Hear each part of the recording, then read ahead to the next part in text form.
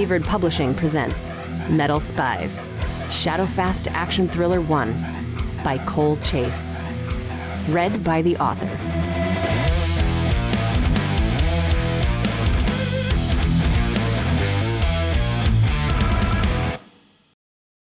Chapter 22. 2 hours later, Quinn, Manny, and Danny sit at the big oak kitchen table. The sound of drums, chorused guitar, and vocals drift up from the basement as Cisco, Cooper, and Rory practice. The last Quinn saw of Nightboy, he was downstairs, sharpening a knuckle knife on a whetstone. The mood at the table feels grim compared to yesterday. Quinn, a world-class improviser, still doesn't like entering a call without a game plan. His lieutenants feel his vibe and brood quietly. "Get it over with," Danny says. Quinn opens Signal and enters the client's number. He enables speakerphone so Manny and Danny can hear.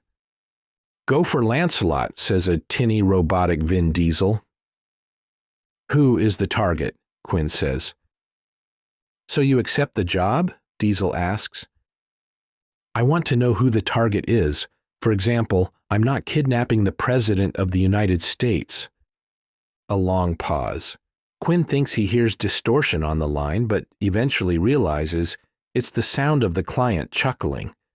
The Vin Diesel sound-alike says, "It's a dirty FBI agent." "You want us to kidnap a federal officer," Quinn says it incredulously. "That's a 20-year sentence." "No, he'll be on a stakeout. If you can provoke him into a vehicle pursuit, you can lead him to our prearranged location. You won't even have to get out of your car." All three men sit back. That information changes the equation. They have a brilliant wheelman on their team, Cisco. Danny types on his phone and holds up the result. It reads, "Interfering with Fed officer, misdemeanor not felony." Quinn's mind races. The deal sounds great for double the money, as in too good to be true, so something's wrong. If the task is that simple, any street thug with wheels could do it. "Why us? You've proven capable." The real Diesel would rumble it, but the robot phone Diesel sounds adenoidal. Quinn tries the old negotiating tactic of sitting silent.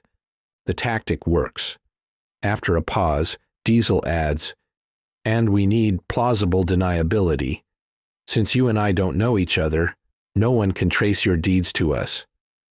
So there's a we and us now, Quinn thinks. Royal we or actual organization?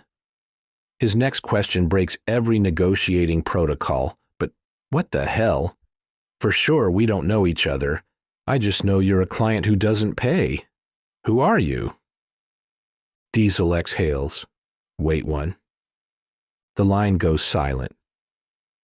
Quinn wonders if the client hung up, but when he glances at the phone screen, the timestamp showing the call duration is still counting. He's on hold. Danny's phone tweedles the sound of a cho, the Korean bamboo flute he uses as a ringtone. Startled and embarrassed, he reacts swiftly to silence his device. Vin Diesel says from Quinn's phone, "Answer your phone, Mr. Kang." Yesterday, Manny and Danny looked at Quinn all bug-eyed as a joke. Now the trio goes bug-eyed for real. The client knows Quinn is not alone. He knows Danny's name. He knows Danny's fucking phone number. As the three men look at each other in dismay, a flicker of movement catches Quinn's eye. He gestures for Danny to hold his phone for them to see. A video streams on the screen. A high-quality night vision filter renders the roofs of three buildings from a bird's-eye view, in black and white and crisp resolution. The camera auto-zooms toward motion. They see Danny dash across the top of highway signs, parkour across one building's roof, and mantle up onto the next one, where he kneels at a door, then opens it and enters. Quinn's stomach sinks even further when the timestamp in the corner of the footage jumps 11 minutes, and Danny exits the building stuffing night vision goggles into his pack. The scene startles Manny into a rare lapse of self-control. He mutters, "I swear we had the jammer on." The client hears him over Quinn's burner. Diesel states, "Your pocket jammer doesn't work on satellites." Danny's screen goes black. "Who are you?" Quinn repeats.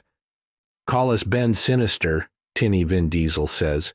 "And if you succeed at this job, we are your new ally." Quinn knows they have to do the new job. Though the footage shows only Danny, it implicates the entire crew. And we still get paid. "I told you last time it's better for you to come along willingly.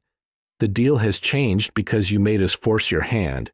Instead of double your money, now it's 2 for 1. You'll get the $250,000 we originally agreed upon for doing both jobs." Quinn absorbs this info with eyes closed, then figures it could be worse. $250,000 plus possession of all copies of that video. "Maybe," Diesel says. Quinn has no leverage, so he moves on. "What are you going to do with the Phoebe?"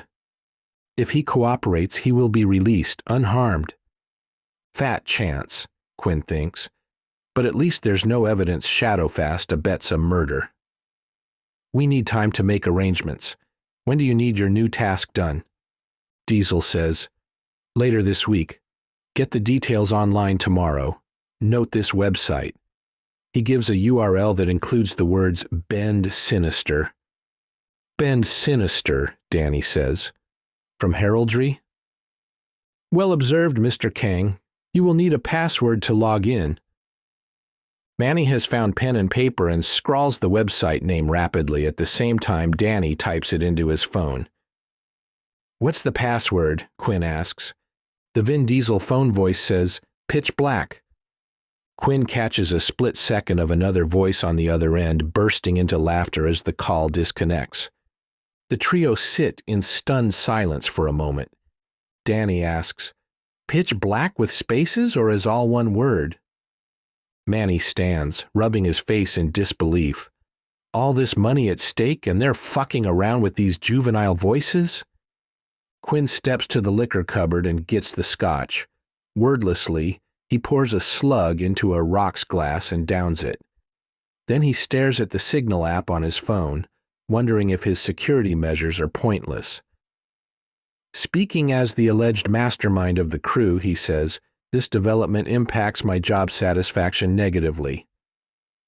"They controlled a fucking satellite," Manny marvels. "We're playing in the bigs now." "Playing in the bigs?" Quinn stares him down. "Or played by the bigs?" Chapter 23. On a misty night in the first week of October, Quinn stands with Nightboy on an apartment roof in Seattle's Capitol Hill district. Quinn bitched about climbing 7 floors of stairs in a building still under construction, but the privacy on the roof and the peek at the target makes the vantage point worthwhile. Quinn lowers his binoculars. "Isn't that a Dodge Challenger?" The breeze lifts Nightboy's hair.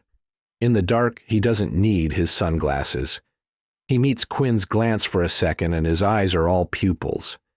Nightboy is the rarest of the rare, a male with a version of Holmes 80 syndrome, which means his pupils don't expand and contract in response to light. Damage to his autonomic nervous system leaves his pupils always open. He must take care in daylight or he'll go blind. But on the upside, those enormous pupils can gather starlight better than a night vision monocle, and Nightboy can see in the dark. He's also a sneaky bastard, so Quinn uses him as the crew's scout. "Yeah, a gray Challenger. It says GT on the rear." "And what did you boost for Cisco?" Nightboy hesitates. "It had to fit inside Mr. Licks." "Just tell me, what are we driving to lead this guy?"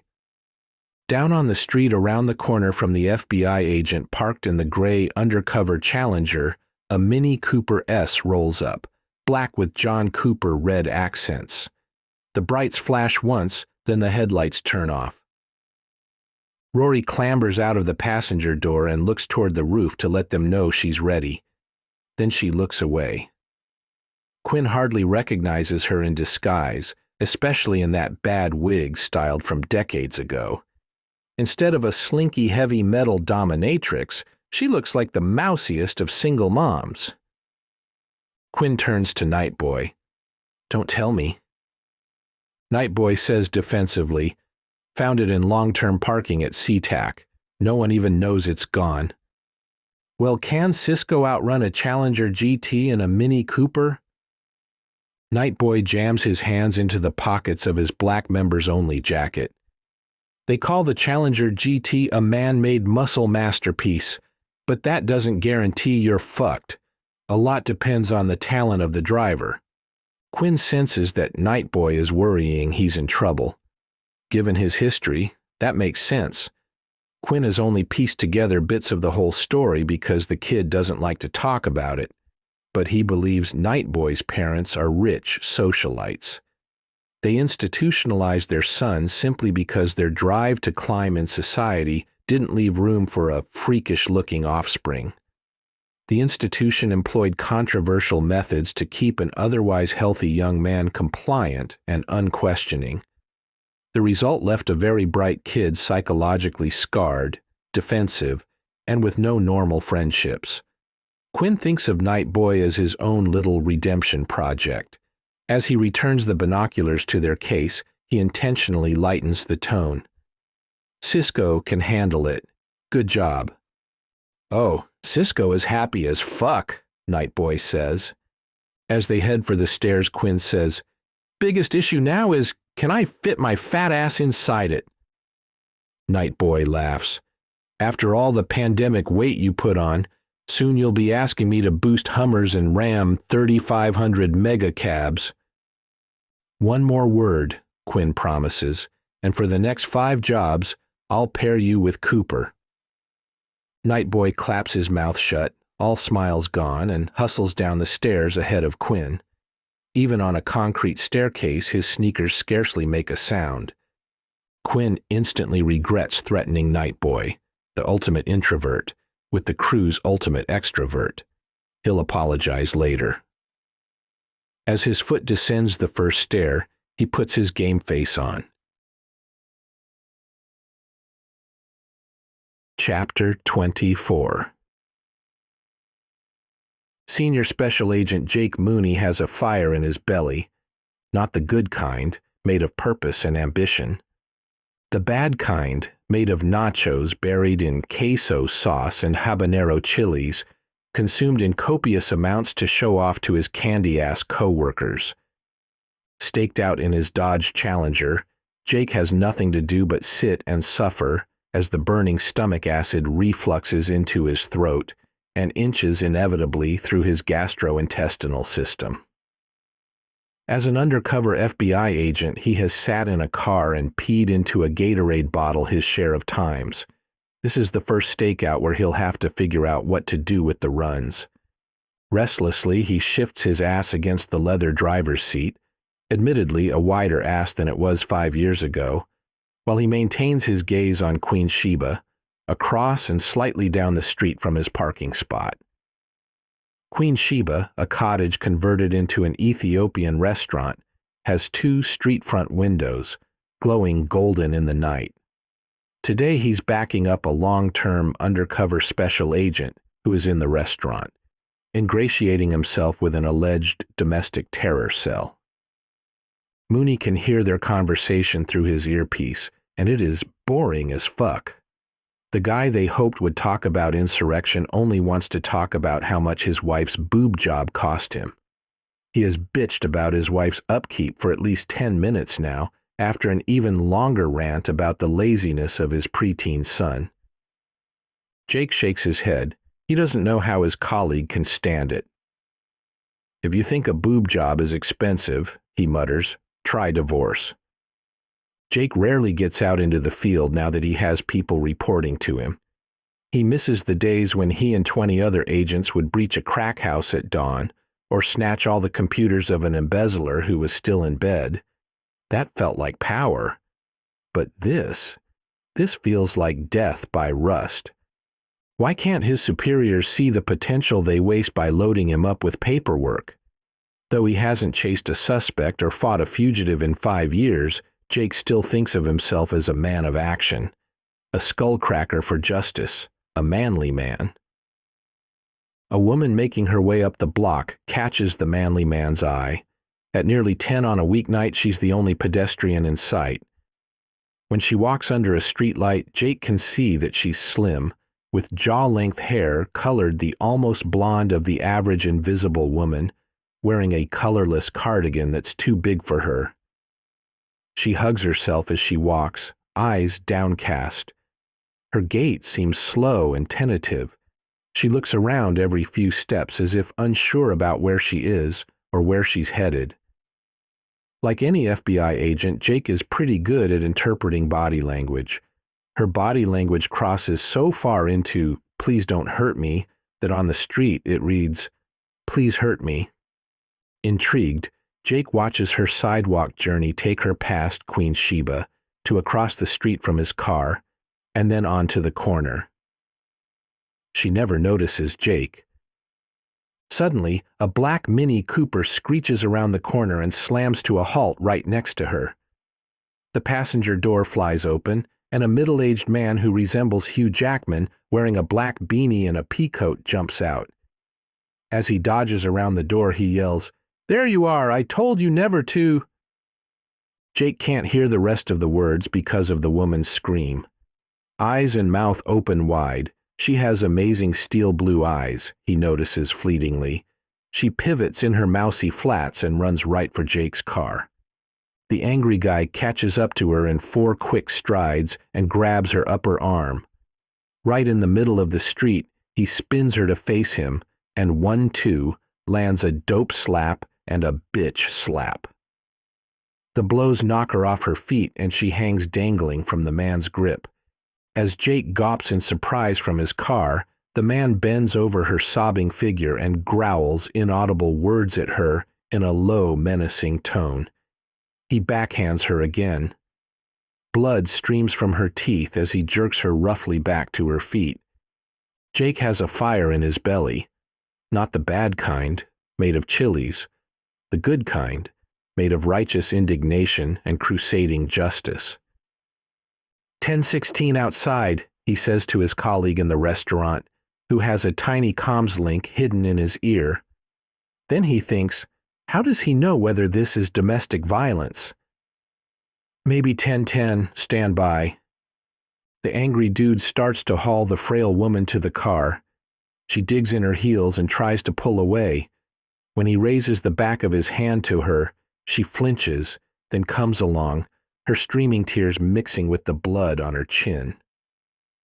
Transfixed by the drama, only now does Jake check who's driving the Mini Cooper. The driver has a black balaclava pulled down over his face. The coin drops for Jake. This is a kidnapping. His indecision ends. Just as the man shoves the woman into the back seat of the Mini, Jake pops his door and takes a wide stance behind it. He points his service sidearm over the roof at them and bellows, "Freeze! Federal agent!" In the night, his voice slaps back off the tall buildings. The kidnapper jerks his head up, startled. Then he finishes manhandling the woman into the car. Suddenly there's a pistol in his hand, and over the roof of the Mini he snaps off a shot at Jake. Jake drops into a squat behind his car door. The bullet makes no impact. No ricochet. There's no follow-up shot. He peers through the bottom of the driver's side window in time to see the world's worst marksman pile into the car right next to the abused woman. With a tenor roar from its little 4-cylinder engine and a sharp chirp from the tires, the Mini pulls away and zips up the street. As Jake throws himself behind the wheel, he keys his comms. 10:31, 10:32, shots fired. I'm 1080. Crime in progress. Man with gun. Chase in progress. Jake takes a half-second to snap his seatbelt on, then starts the car. The Challenger's 6.4-liter Hemi V8 roars to life with the throaty sound of nearly 485 horses. "You motherfucker," Jake growls at the perpetrators, "are in for the ride of your life." He throws the car into drive. Chapter 25. Crammed together in the back of the Mini Cooper, Quinn and Rory turn to watch out the rear window as Cisco drives away from the scene of their drama. The muscle car's turning radius doesn't fit in the street. The Challenger backs and fills in an abbreviated version of Austin Powers' 19-point turn. "Gonna have to turn in a second," Cisco says. "Hang back," Quinn orders. "I can't go too slow and look like I'm running," Cisco protests. As Rory stares out the back windows, she wipes the squib juice from her chin with a tissue. "If you lose him, the whole gig is over." The wide set of headlights suddenly accelerates toward them. "Game on!" Quinn exults. "Damn, Rory, you sold those fake slaps like Bones sells the Vulcan nerve pinch." As they face forward and strap in, Rory nods her head elegantly. "Kind sir, you have style as well. I would be honored to be your abused bitch again." It looks like Cisco is just driving. No big deal. But a lot of prep went into making the stolen Mini Cooper ready for a high-speed chase. Cisco has checked the tires, pulled a fuse to disable the anti-lock braking system and traction control, and turned off the airbags. ABS and traction control are to a car what a life jacket is to swimming, and he wants the car as analog as possible. He drove it out to a little-used road and practiced throwing it into tight curves to get a feel for its handling. He uses the pro-driving technique of keeping 1 foot each on the brake pedal and the gas pedal. Braking throws the car's weight forward. Accelerating throws the car's weight back. By shifting smoothly between brake and gas as needed, Cisco can completely control the car's skid. And just for extra edge, using hook and loop tape, Cisco stuck a gadget on the dashboard that Manny hacked together with him. It looks like a small computer motherboard having unlawful carnal knowledge with a flashlight. With no housing, it has wires protruding and a voltage divider sitting out naked. But they only need it for the next half hour. It's a homemade traffic preemption device, like fire trucks and EMTs used to change the traffic signal in their favor when they approach an intersection. Powered by an Arduino Uno, an array of LEDs alternates between strobing 10 times a second, then 14 times a second, the two most common frequencies for overriding a traffic signal. Any big city has different generations of traffic lights, making rogue preemption devices iffy. It works on all older traffic lights. Some newer lights, whenever preempted, trigger a related traffic cam to get a photo of who caused the preemption, which is why Cisco wears the balaclava. And the newest traffic signals ignore the gadget because Cisco's not also transmitting an ID code. But if it works at 2/3 of the lights, that might be enough to keep them ahead of the supercharged Challenger. Quinn glances back again and his heart skips a beat. Now that the Challenger has its feet under it, it closes the distance as fast as a rocket, homing in on their back bumper. Before he can call a warning, Cisco calls, "Hang on, cornering!" Quinn sees the red light ahead of them turn green, then barely has time to grab the Jesus bar in the door when Cisco throws the car sideways in a skidding right turn. Buildings and street lights and telephone poles circle around them in a blur as Rory and Quinn fly left in the back seat. The only thing that saves Quinn from absolutely crushing Rory is the grip he got at Cisco's brief warning. The little car snaps tightly back in line. It feels a lot more like a go-kart than an automobile. Rory whoops in exhilaration. The turn carries them onto Pike, a 4-lane throughway in Seattle's Capitol Hill district. Directly ahead, several cars in 2 lanes wait at a red light. Even after the light turns green, they'll have to wait for the reaction time of each driver before they can go. Quinn glances back worried. The Challenger galumps into view, taking the corner more like a slalom than an ordinary intersection. Cisco laughs. Quinn can see his eyes in the rearview mirror, shining out of the black balaclava. "He's not used to all-wheel drive," Cisco says.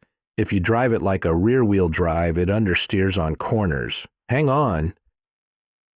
With a smooth change of gears, Cisco swerves the Mini into the oncoming traffic lane, which is empty because the red light is holding both directions in favor of the left turn lanes, and, ignoring all painted lines, snakes them to the left, merging onto Broadway. Rory, reacting more slowly than Quinn did, hurtles right into his shoulder, laughing like she's on a theme park ride. The starter pistol full of blanks that Quinn fired at the agent tumbles against his shin.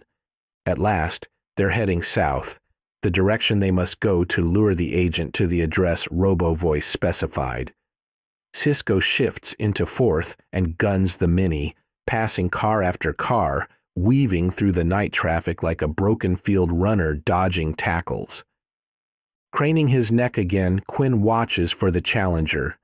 By the time the muscle car makes the second corner and pulls into view again, he can barely pick out its headlights half a mile and 7 cars back. Suddenly the Challenger blooms into flashing red and blue cop lights. Quinn wonders how that's possible when the undercover vehicle had no light bar on top. He squints and realizes there's a light bar behind the car's front grille, invisible until turned on. Now the cars and pickup trucks between the Challenger and the Mini Cooper start clearing the lane for law enforcement. The powerful V8 launches the Challenger toward them as if the Mini Cooper is a fish he's reeling in. "You can't beat him on the straightaway," Quinn calls over the road noise. "No problemo," Cisco answers. "I practiced this route all day yesterday. I know 10 ways to get us there." Cisco has pulled ahead of all the traffic heading his direction. As they approach the next intersection, the light turns green, and they sail through doing 80. But even with that advantage, the flashing red and blue lights draw closer and closer until the Challenger nearly touches their back bumper. Quinn can hear the rumble of the V8 as if the Mini has a second engine in the back. "Pull over," a metallic voice says, loud enough to reach them over the engine noise. "Federal agent, pull over now." The Challenger eases into the right lane and accelerates. "Pit move," Quinn warns. The Fed jockeys to knock his left front end into Cisco's right rear tire, intending to make his lighter car spin out. Cisco calmly rotates the steering wheel, and the Mini drifts, tires protesting. They corner skid efficiently onto a narrow residential one-way street as the Challenger shoots past them on Broadway. Typical of many residential streets in Seattle proper, King County platted out the postage stamp lots before cars were a thing. The homes have no garages. At night, the renters and homeowners park their cars bumper to bumper along both curbs. That narrows the street so that even the Mini barely avoids knocking external rear-view mirrors with vehicles on either side. Quinn closes his eyes to avoid shouting false alarms at Cisco, who handles the 25-mile-per-hour zone at 60 with aplomb. Equally narrow cross streets flash by every few seconds. Every other intersection sports a collection of squat junipers meant as a miniature traffic circle. The car swerves and jukes through them, and twice they hit speed abatement bumps at a velocity that makes Rory and Quinn bump their heads on the ceiling. After several blocks of this, Cisco has bled off a lot of speed. He takes a random right to get them heading again towards Sodo, the locals' shorthand for south of downtown. "Where is he?" Rory wonders. Quinn blinks his eyes open. He twists to look back. No Challenger headlights. "We lost him?" he wonders aloud. "Technically," Rory pretends to explain to Cisco, "it's not a chase if there is only one car, essay." Cisco takes his feet off both pedals and lets the car slow to 20. His eyes dart among the 3 rearview mirrors. "Seriously?" he says. "Like, I wasn't even trying my hardest. Dude lost me already? That's all you got?" Rory examines her nails in the dark. Quinn fishes around for the starter pistol, finds it on the floor, and jams it into his coat pocket. Still no Challenger. It begins raining. Ahead on the left, a screen door slams and a guy in shorts and flip-flops carries a full trash bag out to the garbage can alongside the house. On his way back, he sees them tootling along at 15 miles per hour, assumes they must be locals, and offers a friendly wave. As they roll past, he double takes on Cisco's mask. Still no challenger. Cisco rolls his window down. They hear crickets. They hear the hiss of the rain landing on everything. They hear the treble idle of the Mini. They don't hear the challenger. Mierda, Cisco sighs. Cisco, Quinn begins. I know, Cisco grumbles, throwing the car into second gear. We have to find him. He hits the brights, turns them off with a mumbled curse, then finds the windshield wipers. Chapter 26. Senior Special Agent Jake Mooney has a problem. He got caught up. He bailed on a national security assignment trying to save some homely housewife from a beatdown. Then he lost the motherfuckers, right when he almost had them too. Now he's prowling up and down residential streets that the wide Challenger barely fits through, with no idea where to look. In his mind, this played out differently. He thought it would end when he surprised the kidnappers outside Queen Sheba. He'd hold the lady slapper at gunpoint, get the woman away from him, get the driver out of the car and on his stomach in the street. He could picture walking into the office tomorrow, everyone impressed at the desk jockey who can still bag multiple perps single-handed, just while sitting on stakeout. Jake Mooney, the legend. He squints and chews his lower lip. He's not in trouble yet. He's pretty sure his partner in the restaurant won't make a fuss because there was nothing going on. But if Jake calls for backup to catch the kidnappers, the dispatcher notes the time. Jake specifies where to send agents, and suddenly lots of records document that he's nowhere near his post, pursuing a crime that does not fall under FBI jurisdiction. Another thought hits Jake, and he can feel sweat break out under his comb-over. If that minor infraction gets them snooping around in his records, they might discover his side hustle. He knows he's doing no harm selling information to an American company, but management never sees it that way. Okay, Jake says to his rising panic. You can still save this, Tiger. All you gotta do is find them. The woman has wounds on her fucking face. Any human would try to help her. If you can catch them, the story adds up. You can fudge the time and distance a little, and all is well. Let's do this. He brakes, the red lights illuminating grassy weeds in a pathetic excuse of a roundabout. He powers down his window, wondering if maybe he can hear the Mini tearing up the streets in the night. Rain starts. He hears a couple of voices, a few houses down, laughing friendly goodbyes. Seconds later, a car door thuds. Half a block down, he sees a black guy settle into the driver's seat, lit by his car's dome light. Ordinary life. Off to the west, he can hear the rush of traffic on Broadway. It's sparse enough that he can make out individual cars, if he tries. Some asshole on an unmuffled motorcycle roars past so loudly it echoes over the tops of 2 blocks of houses. But that's not his prey. The rain starts to soak his left sleeve. He nearly gives up. He even starts to roll up the window when, wait, is that? He listens with all his might. Southeast of his current location, he swears he can make out a little 4-banger engine revving up. It just might be the kidnappers. It's a lifeline. He rolls his window back up and starts his wipers. The nachos present themselves again in the form of a mighty belch. That doesn't stop him from saying, "Ride of your life, motherfuckers," as he throttles the Challenger.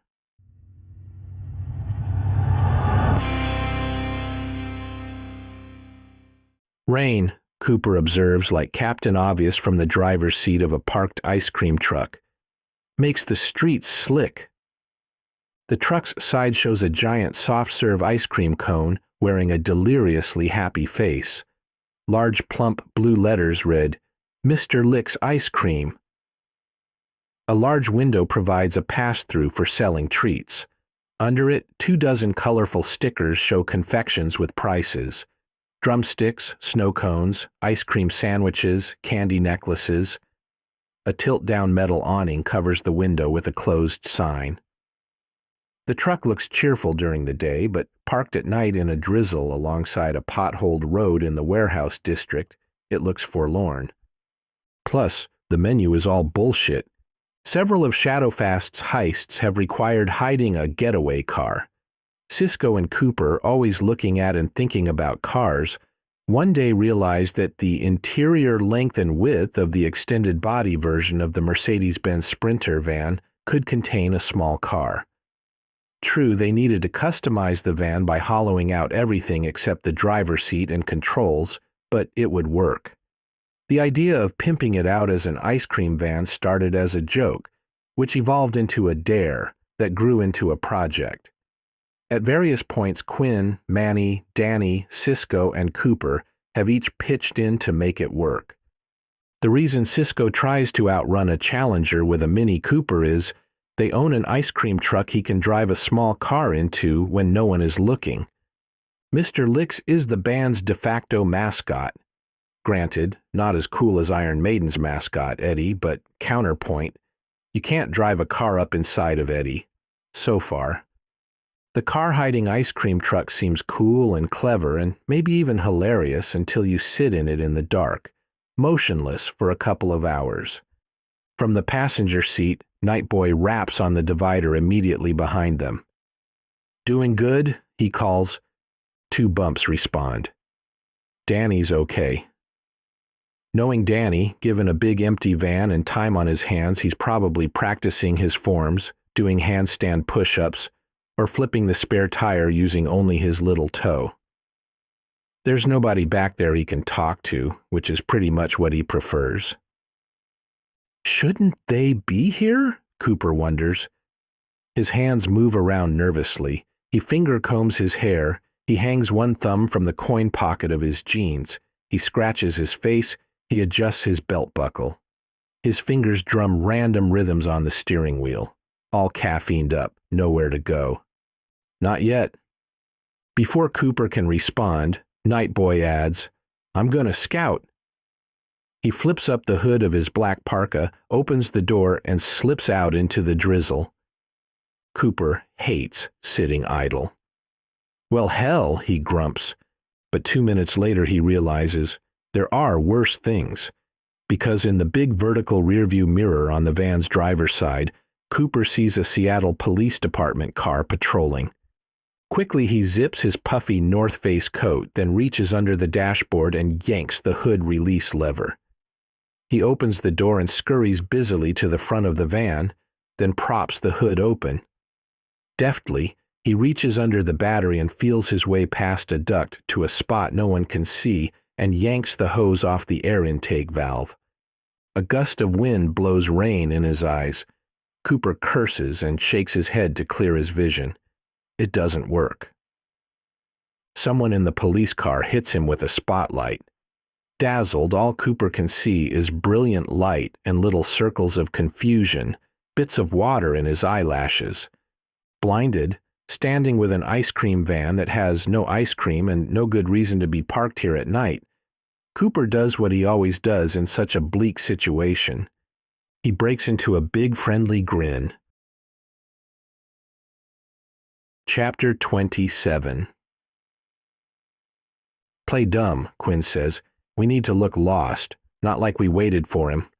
As the Mini trundles back and forth in the 2 narrow residential streets, at last they hear the Challenger's V8 growling ahead, easing along the cross street. So Cisco pulls into the intersection and slips the clutch like he's startled to see the Fed. He turns the car left, skirting another weedy roundabout. During this, he hits the brights, turns them off, then turns on his windshield wipers, playing disoriented. He clutches without adding gas, so the car billy goats again, and instead of taking the left, awkwardly drives completely around the roundabout until he's heading the original direction again. "Crack the window," Rory tells Quinn calmly. He does. "Hold your ears." She takes a deep breath and shrieks at ear-splitting volume, "Help! Help me! For the love of God!" Cisco lays rubber jetting out of there, back toward Broadway. Rory sits back in her seat. "You think he heard me?" Quinn stares at her. "I'm pretty sure cops in New York are going, 'A woman needs our help.'" Watching the rearview mirror, Cisco announces, "Here he comes." Quinn doesn't bother turning around to see because the Challenger's headlights increasingly illuminate the back of the headrest he's facing. The preemption device turns the light green ahead of them, and Cisco drift turns onto Broadway, heading south. Then he chuckles. "What?" Rory asks. "For the love of God," Cisco fake yells. "The hell, Rory? If a dude is beating you, you wouldn't have time to say that. You wanted him to chase us. He's chasing us. Be happy, bitches." Rory looks out the side window and scratches her scalp through the wig. They've regained speed. The car hurtles south past other drivers. Each time the Challenger starts to close the gap, Cisco tosses in another turn.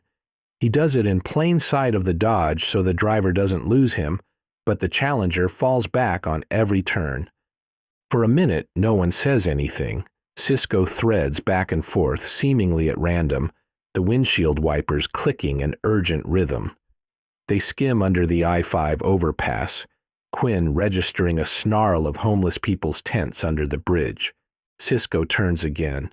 A red neon sign with Chinese characters circles past Quinn in a blur, and suddenly the world drops away. Before he can get his bearings, the Mini hits ground with a bash that nearly puts Quinn's knees through his chin. Chinatown, he thinks, then dutifully corrects himself. International District. We're more than halfway there. "Steep hill, hang on," Cisco hollers. The car flies again, and when it lands, spins. It's not one of Cisco's thoughtful, controlled skids. The light rain mingles with the oil on the streets, creating a slick sheen. Velocity and gravity team up to bully the little car. Out of control, it slaloms through a stop sign without slowing. Cross-traffic honks, skids, and a hulking gray SUV locks into a tractionless slide, its right headlight barreling at Rory's window.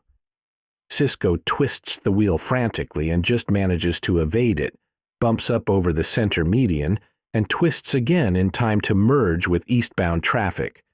They roll in stunned silence. The left rear tire rubs rhythmically against its now dented fender. Rory comments, "Now I get why you disabled the airbags." Quinn has several things to say, none of them constructive, so he clamps his mouth shut, feeling his heart rev from the adrenaline dump. He can feel his pulse in his temples. He can't believe the Mini Cooper still functions. They're heading the wrong way, but that's secondary. Where's the Fed? From half a block behind them, he hears a loud crash, followed by the sound of metal dragging heavily on asphalt. Quinn jerks his head around to see, then immediately curses and punches the passenger seat in front of him. "What?" Rory asks, alarmed. "The stupid asshole in his whale of a car," Quinn fumes. He punches the seat again. "What?" "He chased us down that steep street. Where it meets Jackson, he bottomed out. The fucker is stuck." Rory stares at him. Cisco stares at him in the rearview mirror. "He can't chase us?" Rory asks. Quinn flops one hand around its wrist in a gesture he explains verbally. "Circle back around," he grumps. Then he shouts, completely without irony, "For the love of God!" With no one chasing them, Cisco slows, signals courteously, then eases into the left turn lane. The preemption device has no effect. They sit and wait for the green arrow. "So that's where she got it," he muses. Chapter 28. It takes a while before the cop approaches, and after Cooper opens the oil cap and wiggles some wires, he runs out of fake repair activities. He stands in the rain as his hair gets soaked. He adopts various poses as if he's peering at the engine analytically. In reality, the onboard computer drives nearly every aspect of the engine, such that only authorized dealer mechanics dare touch them. A flashlight beam slides onto Cooper's Timberlands, then travels up his leg and over to his hands. "Good evening, sir. Some trouble here?" Cooper steps back from the engine and pretends to notice the cop for the first time. "Oh, thank God," he says. Under the uniform, the cop looks like a plump school principal wearing aviator glasses. The belly says he probably can't win a foot chase. The officer keeps his distance, standing 5 feet away. "Could really use some light," Cooper improvises. "Can you shine that flashlight over here?" As the cop does so, Cooper wiggles the same wires again. "I think it's something in the DF pump, either the temperature sensor or the actuator." He sighs. "I don't usually see an ice cream truck on an October night," the officer says. "Ha! Not used to driving it on an October night either," Coop agrees. "Got hired for the Scheinberg Bat Mitzvah. You know Shel Scheinberg?" "No, sir." Which figures because Cooper just made the name up. Last night he watched a short documentary on the making of Back to the Future, executive produced by Sidney Scheinberg. Coop only recalls this because the idiot insisted the movie should be titled Spaceman from Pluto. The cop asks, "What exactly is the problem?" A soft scrape of boot on gravel makes Cooper aware that a second cop hangs back on the far side of the van. Not as dumb as they look, he thinks, and makes a point of keeping his hands highly visible and moving slowly. "At first it was just running rough," he explains. "I'm just trying to get back to my garage. I got about here and the engine died. One of my coworkers is on the way with some parts." "Could I please see your license and registration?" the cop asks. "Name's Chap," Coop lies. "Chap Bowman." He holds out his hand for a handshake. When the cop does nothing, Coop lets the hand drop. "Did I do something wrong?" "We noticed your van was here over an hour ago. Just want to make sure everything's legit." Coop gives a friendly laugh. "Ha! You think I might be stealing a worn-out ice cream truck? With this clunker, the joke would be on me, right?" Try as he might, he can't get the cop to smile, much less laugh along. "License and registration, please." "No prob." "I got to get them out of the glove box, okay?" "Yes, sir. Please keep your hands where I can see them." Cooper holds them up as if just noticing them. He brushes them past each other a few times, knocking off imaginary oil and dust. He gives the cop a look like, "May I?" The cop backs up a step or two so Coop can ease around the front of the Sprinter and get to the driver door.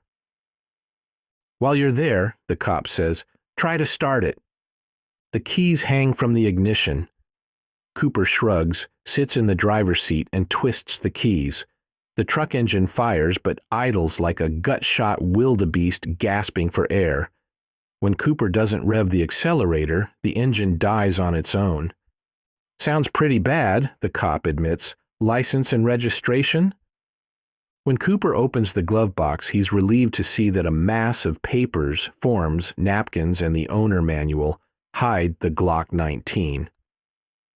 "Take me a second to sort this out," he calls over his shoulder to the cop. "But here's the registration."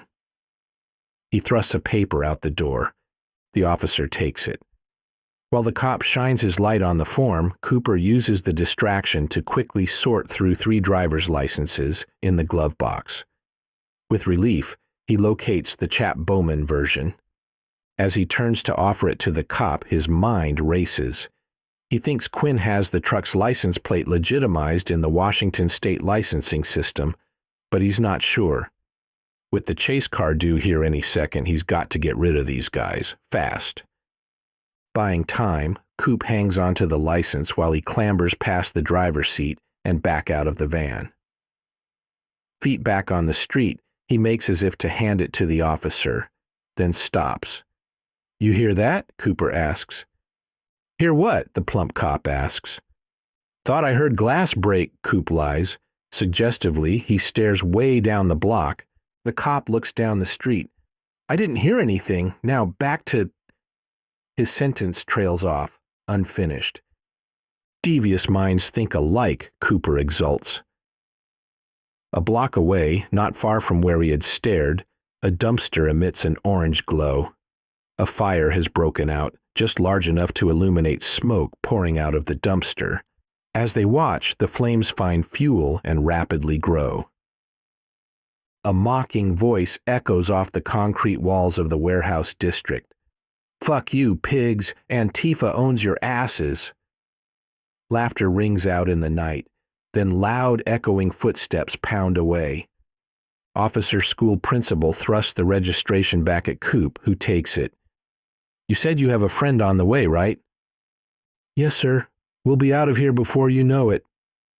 Drive safe and have a nice night. The cop hustle waddles back to his patrol car, where the second officer already climbs into shotgun. A moment later, the car roars away, heading for the flaming dumpster. Coop is pretty sure that when they get to the first flaming dumpster, they'll see another one burning, a block away in a different direction. Nightboy is shrewd like that. He hustles around the front, reaches into the engine, and puts the vacuum advance hose back on the air intake. He slams the hood and hurries back into the van. When he shuts the door, he shivers.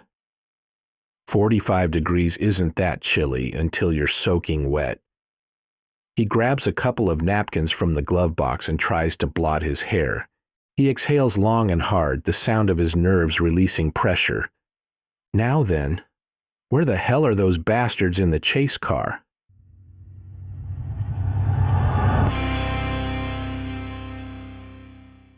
Using every vestige of his willpower, Senior Special Agent Jake Mooney manages not to waste time pounding in fury on his steering wheel. Again, he almost had them. What the hell happened this time? He pops his door and leans out for a clear view of his back tires. Still strapped in, he hangs his head down to glimpse under his car. He ignores the strange feeling of rain running up his scalp. The matter explains itself immediately. The steep side street joins the main highway with a low rut.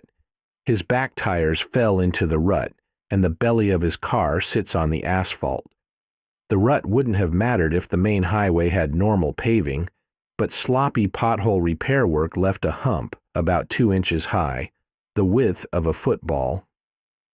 In the dark, he can't tell what, but something on the underbelly of his car caught on it. He's pretty sure his all-wheel drive can back him off the hump.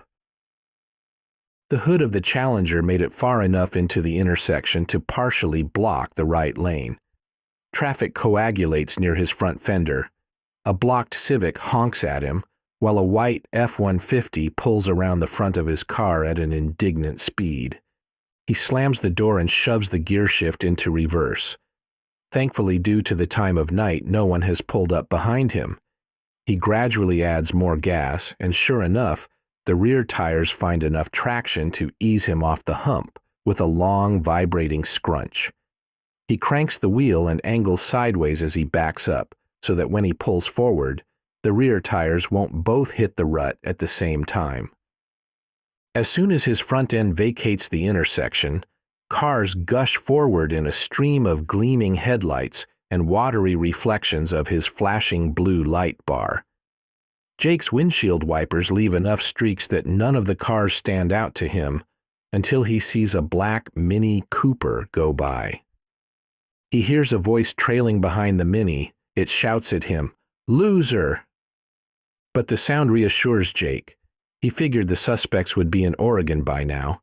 Instead, because they fucked around, he still has time to catch them. He throws the Challenger into drive and rejoins the pursuit. Under his breath, he vows that this time, nothing will stop him from apprehending them.